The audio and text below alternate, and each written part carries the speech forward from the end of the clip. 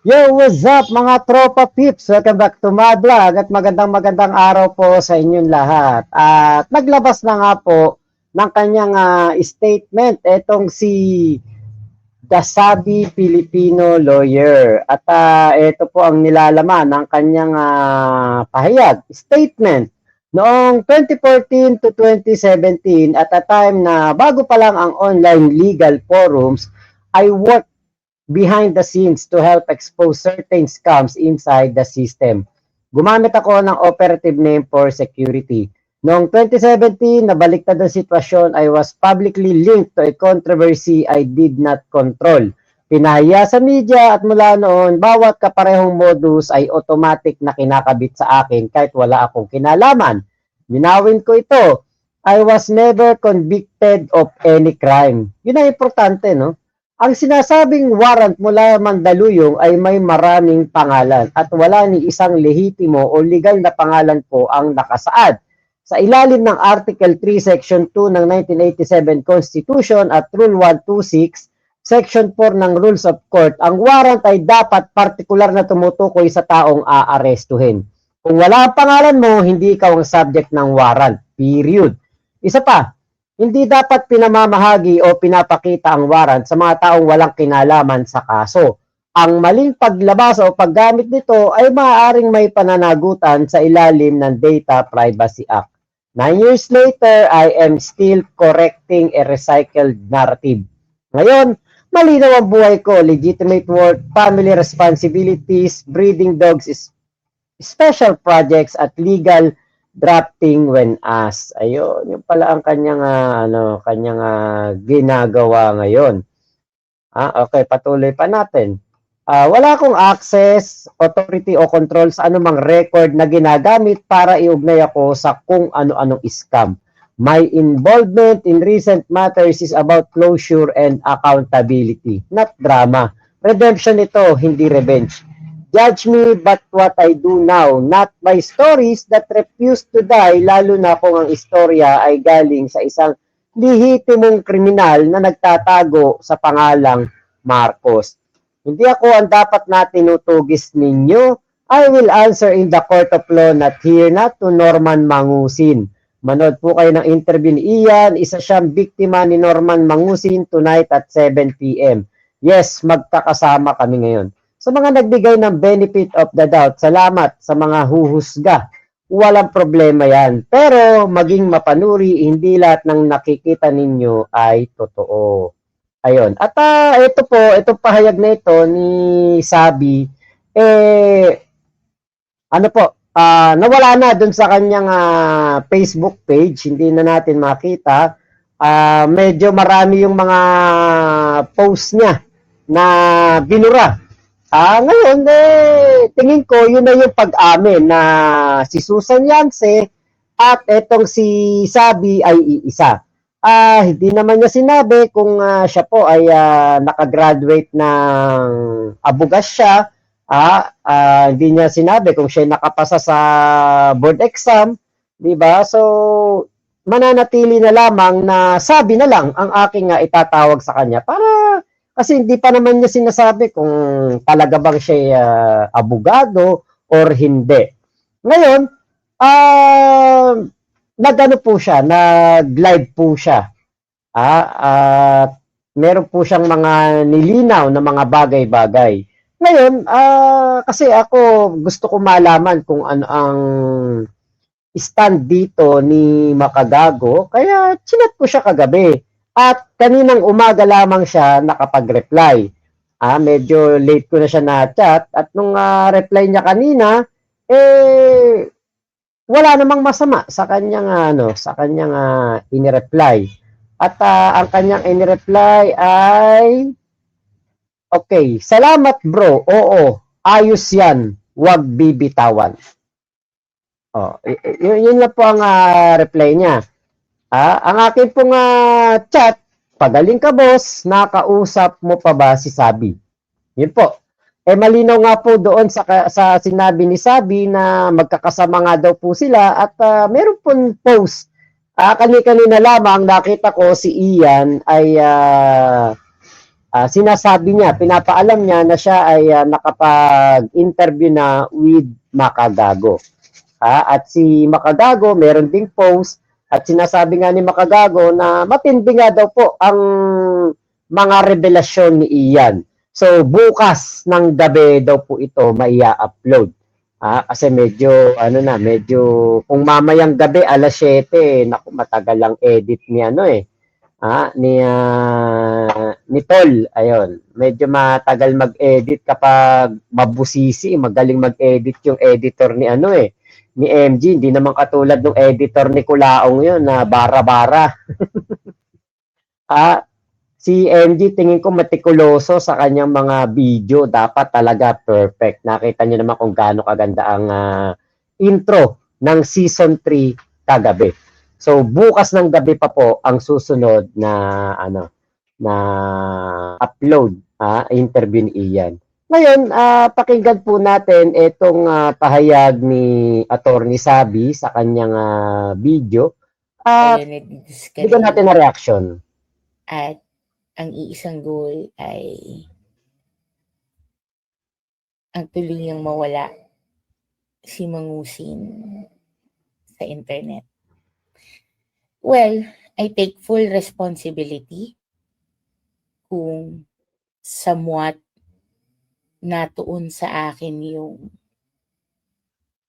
hindi magagandang bagay. Guys, I had been very vocal on the things that I've gone through and the things that I should have not done. Hindi ko i-dignify yung allegations because alam ni MG, alam ng ibang mga kliyente na nakita na ako kung ano yung totoo. And I am only answerable to them.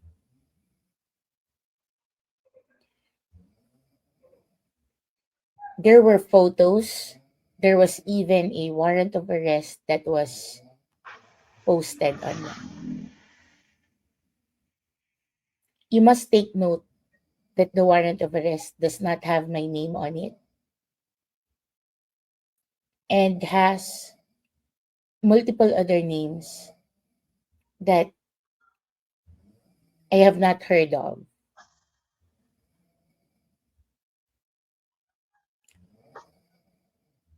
I wish not to dignify this issue. At kung may tao ako na agrabyado, I am open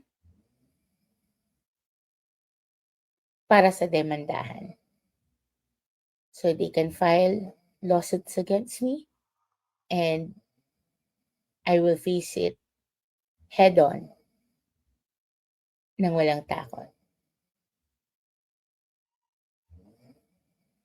Natagalan yung aking pag-address ng issue dahil meron akong personal na kailangan gawin, katulad ng kailangan ko mag-focus sa kaarawan ng anak ko.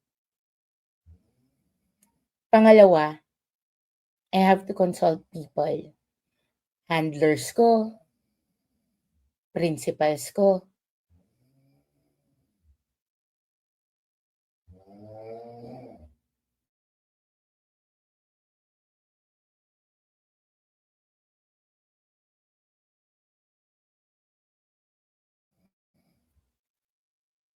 Norman Mangusin.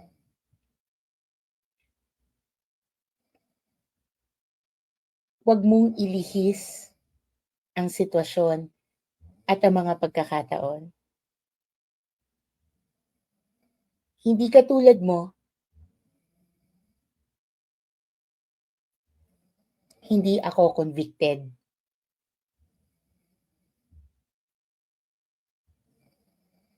Huwag kang magmalinis.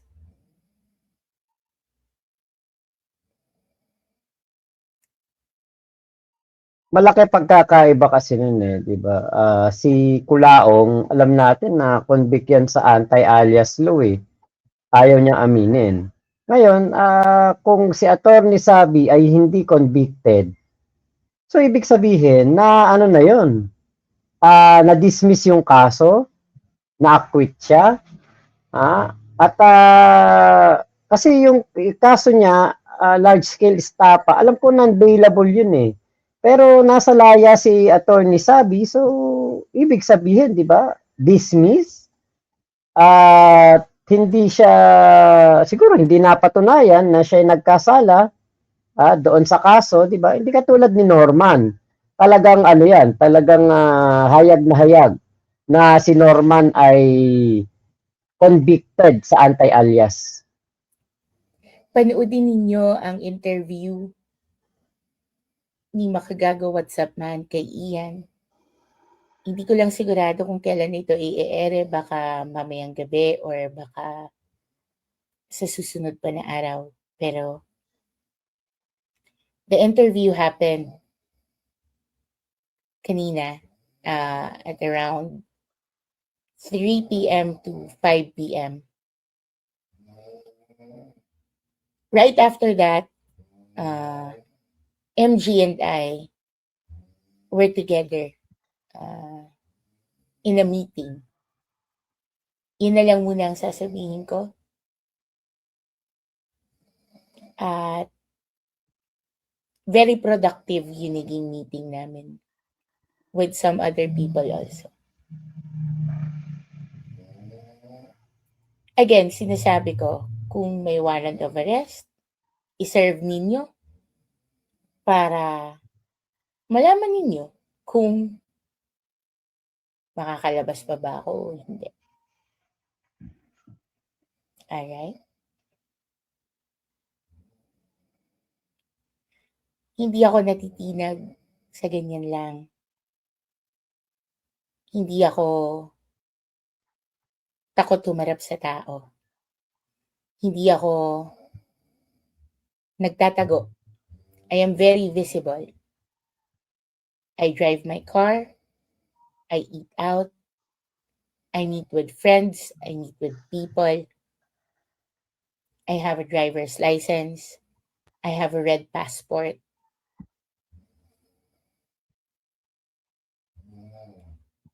Hindi ako nagtatago at hindi ako nag-iimbento ng kung ano-ano para ma-divert ang atensyon ng mga tao at humanap ng ibang kontrabida. Kamusta naman ang pre-investigation mo kanina? Huwag ka na magpagod. Alam naman natin kung saan hahantong yan. Sinayang mo lang ang oras ng lahat. Pati yung kapitbahay mong mali-mali ang pinangalan mo sa demanda. Kung ako sa'yo, Norman Mangusin, magsaya ka. Magsaya ka. Kasi yan na lang ang kaya mong gawin sa ngayon.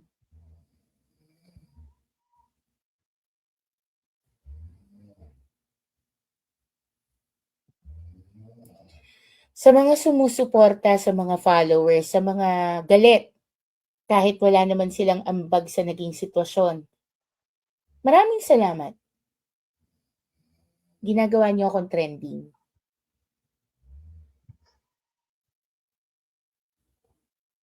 Actually,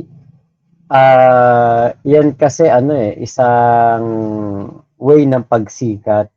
Kaya negative ang mga lumalabas sa'yo na issue, katulad kay Kulaong, kita nyo, kahit negative, kahit na scammer ang tawag sa kanya, kahit na maraming negative issue tungkol sa kanya, kita nyo, di ba, sumisikat. Bakit? Kasi negative or positive publicity is still a good publicity. Actually, libreng na ipopromote namin si Kulaong dahil nga po binablog namin siya. Pero, At the same time, marami rin po tayong na bibigyan ng awareness patungkol po dito kay Kulao. Ngayon, dito kay Attorney Sabi, ah, total naman aminado na siya si Susan Yance, wala naman siyang pagde-deny at sa kanyang mga statement tingin ko aminadong-aminado naman siya, 'di ba? Yun ang maganda, hindi siya convicted sa kaso. Yan po yung kaibahan nila ni Norman kasi si Norman ay na-convict. At sa mga patuloy na naniniwala, nagsesend ng messages. Attorney, maraming salamat. Attorney, yung nakaraan is something in the past, hindi na kailangan balikan. Ang mahalaga yung repent, etc. Yun. Na-appreciate ko yun. Maraming Yun ang pinaka-importante, yung repentance. Alam nyo, yun ang hindi natin nakita kay Kulaong. salamat.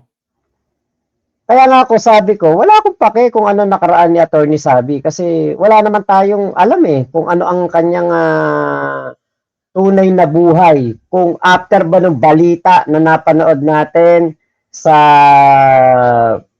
TV Patrol at Bandila ay ano ba ang nangyari? Di ba wala nga tayong kaalam-alam.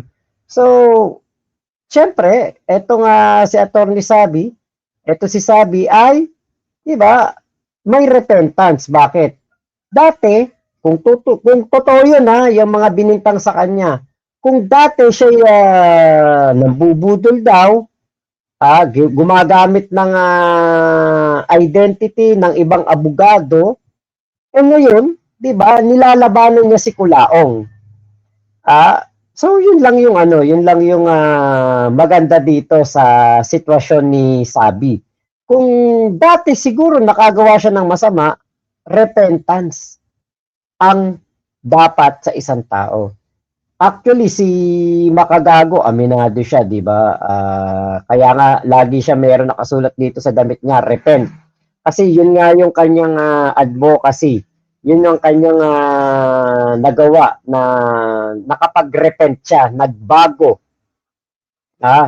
Kaya lang, dito kay Kulaong, ang nakikita natin is no remorse. Walang repentance. Si Kulaong, walang pagsisisi sa lahat ng kanyang mga ginawang masasama sa mga tao. Sa mga OFW, sa mga mami, sa mga nanay. Kaya malaki talaga pagkakaiba nila ni Kulaong.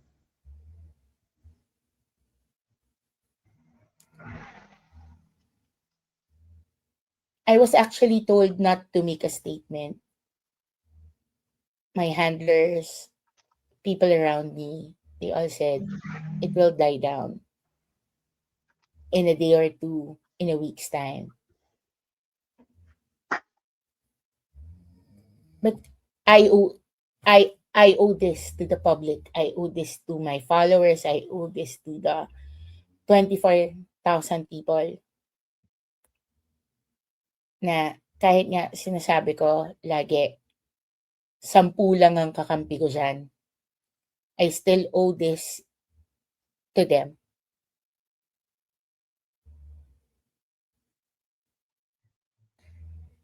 Inihatid ko si Ian sa GMA Cavite bago ako umuwi.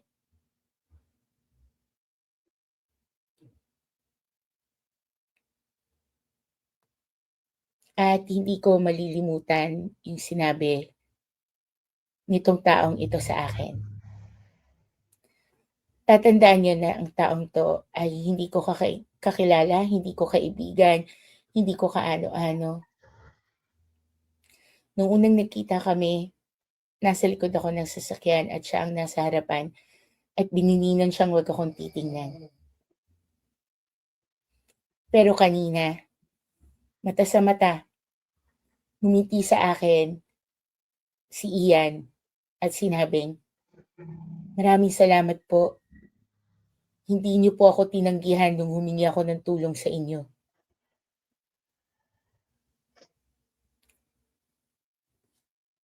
Ian, maraming salamat sa tiwala. Maraming salamat sa paggalang. Maraming salamat sa hindi mo pagbitiw sa akin. Mas kailangan namin ikaw kesa kailangan mo kami.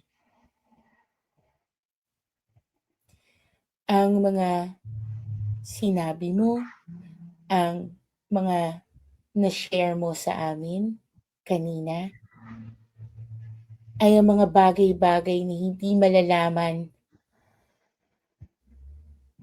ng mga tao tungkol sa dati mong boss. Napakatapang mo.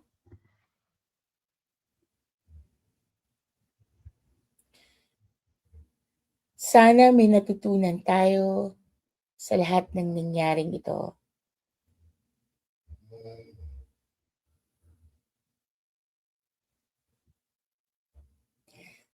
May naghihilik no? Sana iyan, dumating yung pagkakataon na ikaw naman ang tutulong sa isang taong nangangailangan.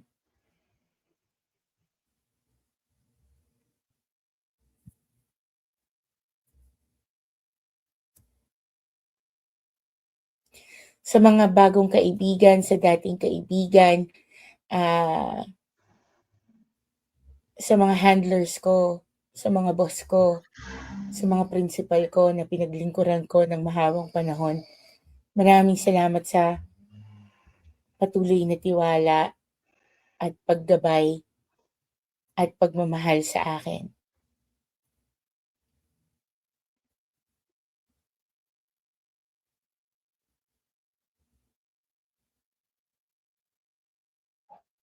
Nangyari.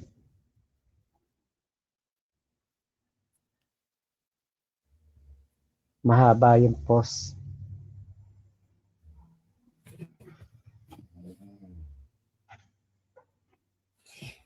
Tandaan ninyo na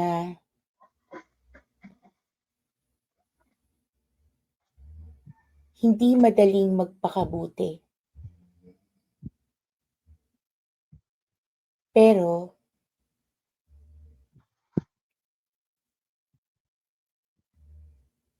mas mabuting maging totoo ka. Kesa magtago ka sa kasinungalingan at pumukol ka ng bato sa kapwa mo. Para lang patuloy na itago ang kasinungalingan mo.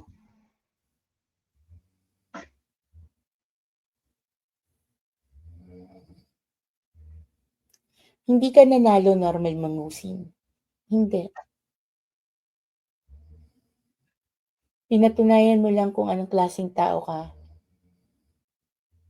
Nagagawin mo ang lahat para lang maprotektahan mo ang kasinungalingan mo.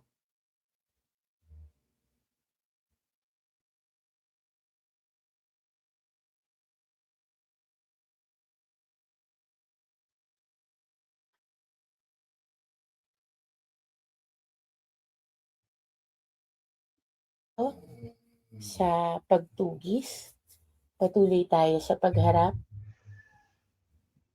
at kailanman hindi tayo tatakbo.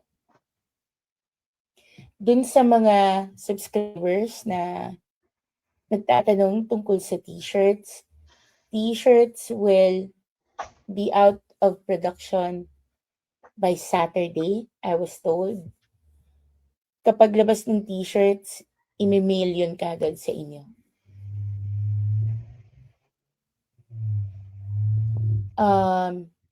If kailangan mag-refund, I'll refund that.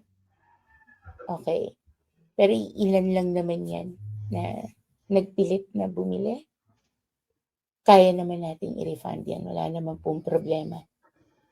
As far dun sa nagsasabi na nagdi-deactivate ako ng Facebook, no, hindi po totoo yun.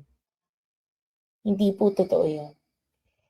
My account has been repeatedly reported, mass reported, almost every day. Alam na natin kung sinong gumagawa niyan. And same MO, parehas lang.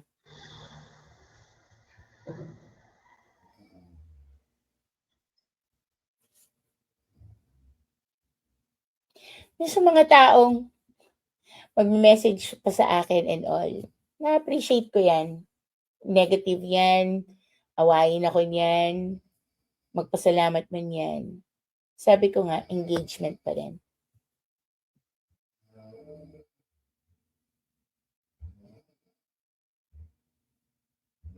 Well, yun lang ang masasabi ko.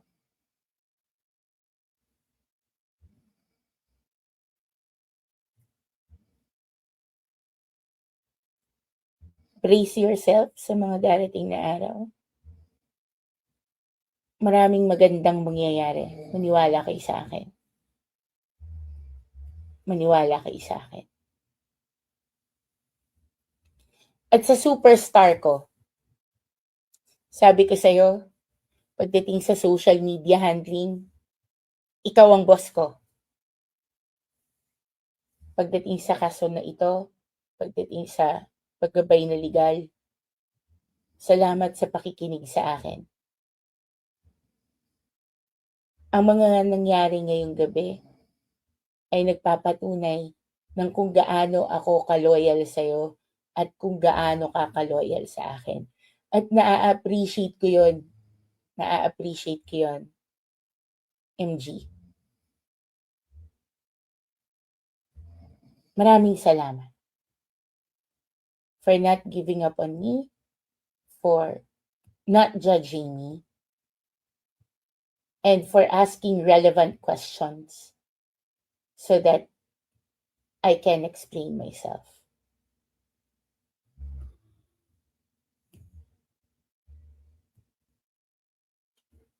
Sa'yo at sa family mo, maraming salamat.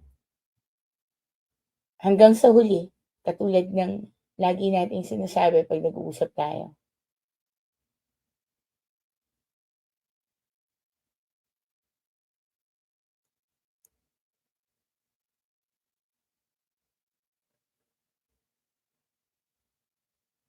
And with that, you got it all here in SM. Thank you everybody and good night.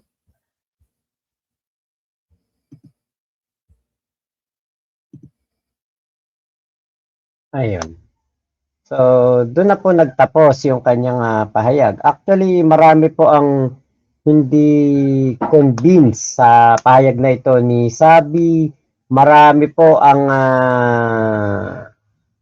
mas lalo pa naguluhan kasi nga po hindi daw nilinaw ni Sabi kung siya ba'y abogado, sasagutin lang naman ng yes or no ay hindi nga daw po nasagot. So, kasi ako sabi ko wala akong pake kung ano man to si Sabi, kung barangay tanod to, magbabasura o tindera sa palengke o talagang siya abogado o hindi, nag-aral lang, call center agent, kung kahit ano pa ang kanyang profesyon o ang kanyang ginagawa, para sa akin, basta kalaban niya si Kulaong, kinakalaban niya si Kulaong at meron siya mga ambag sa paglaban kay Kulaong, okay sa akin si Sabi at di man kami close, hindi man kami magkaibigan talaga ng direkta kasi kahit nga sa FB, hindi naman kami friend kapag nagpunta ako sa kanyang live, nasi-shoutout niya ako, nakikita niya ako, pag nag-comment ako, ano siya, ina-acknowledge niya ako. So, ganun lang. Wala akong actually, kinakapa ko nga yung sarili ko bago ako mag-record ng video na ito kung ano ang nararamdaman ko kay Sabi. Wala talaga. Kasi sabi ko nga sa isip-isip ko, ang daming tao nagkamali dyan. Diba? Ang daming tao nakagawa dyan ng kasalanan, pero nagbago.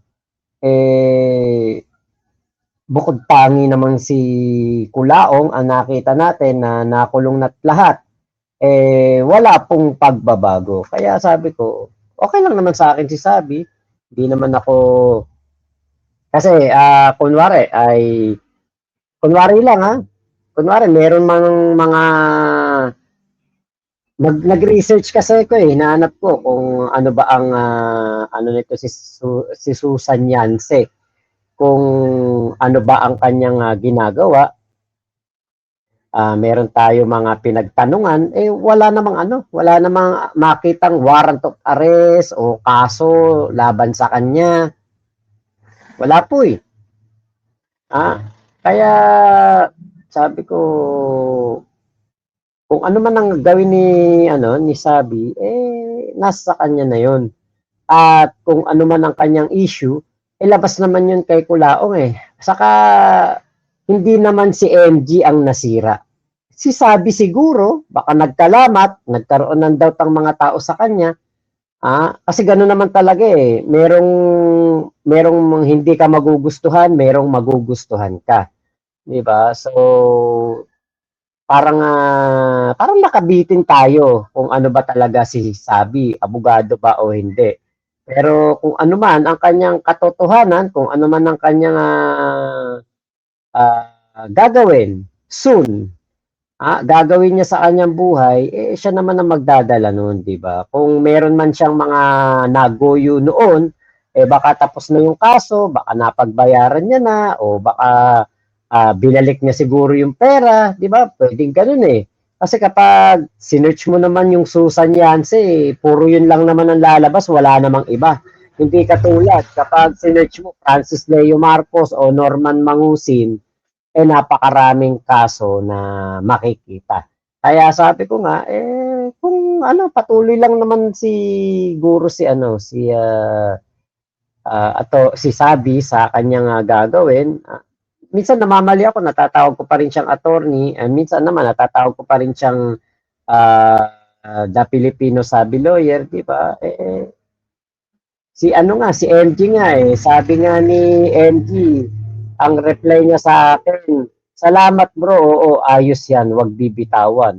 Diba? Si MG nga nagtitiwala sa kanya, at patuloy na nagtitiwala sa kanya, sino ba naman ako? Si Macmac Pablo lang naman ako. Diba? Kaya alam ko marami mga kahombre ang nadismaya, na walan ng amor dito kay Sabi, pero basta ako, wala akong pake. Kahit sino pa siya. Basta kinakalaban niya si Kulaong, mas kakampihan ko siya. Kung meron man siyang ginagawang mali, di ba, lalabas at lalabas yan. Lalo ngayon, nalitaw na ang katotohanan kung sino siya. Ngayon, malalaman natin, di ba, siguro sa mga merong diyan, mga mas matitinding mga researcher, mas magagaling mag-research at merong mga tawag dito, meron kayong mga connection. Di i-research nyo kung ano ba talaga si Susan Yance, kung ano ba talaga ang kanyang profesyon, bakit siya merong red passport. Kasi kapag ikaw may red passport, alam ko ang mga may red passport, mga diplomat di ba? So, bakit may red passport si Atty. Sabi? Tingin ko rin naman, nakakalabas naman siya ng bansa, nakakarating kung saan, Hong Kong daw, di ba?